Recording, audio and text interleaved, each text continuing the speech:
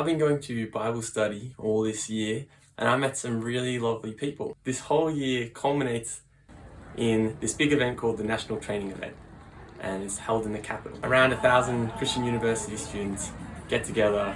I heard a disturbing sermon yesterday by Philip Jensen. He claimed that atheists were idiots and that theology should be studied over anthropology, which is clearly a rejection of the theory of evolution. This to university students who are studying all kinds of stuff to make the world a better place. And that atheists have no moral grounding.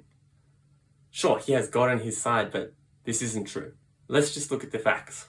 People can suffer. We try and avoid inflicting pain on primates over insects because primates have a higher capacity for suffering.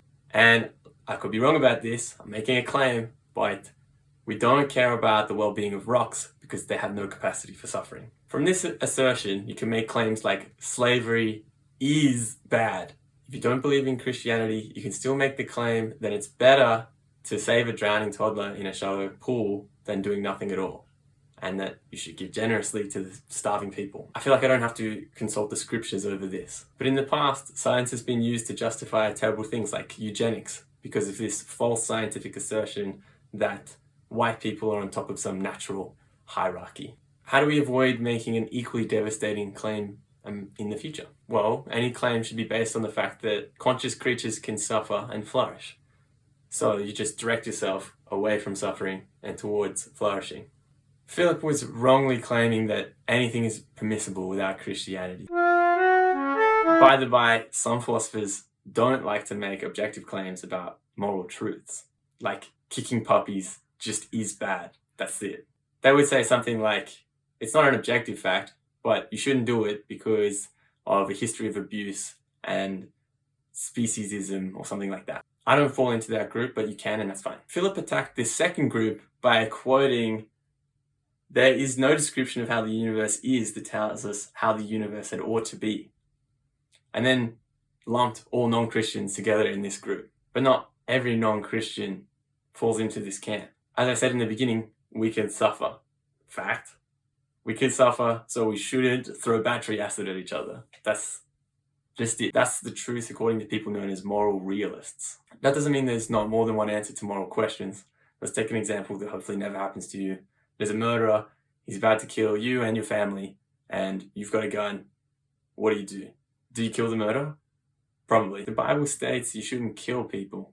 That's a deontological rule that shouldn't be broken. There are deontologists which say that you should live your life according to rules that aren't Christian as well. It's seductive to think that there are rules that you should follow like that, but who sets them? Should you beat children? I hope the answer is obvious, but if you follow God and God sets the rules, well, then you should. Do not withhold discipline from a child. If you strike him with a rod, he will not die. That's from the New Testament. But you don't have to live like that. You could realize that your actions have consequences. I can totally judge the moral compass of the murderers to be far less just than my own. Sure, I have to go through some murky waters and kill the guy, but in the end, it's a better outcome. I've got my family still. All you have to do is add up the harms and benefits of your actions. Of course, this doesn't make any sense if you think you're going to get resurrected, but then shouldn't you positively yearn to die? So you just cut out the middle part and just come back and see the golden new Jerusalem as described in Revelation? I don't know the answer to that question. Maybe there's a murkier problem that you can't figure out yourself. That's fine. You can consult a moral expert, just like you would for a builder when you're trying to build a house.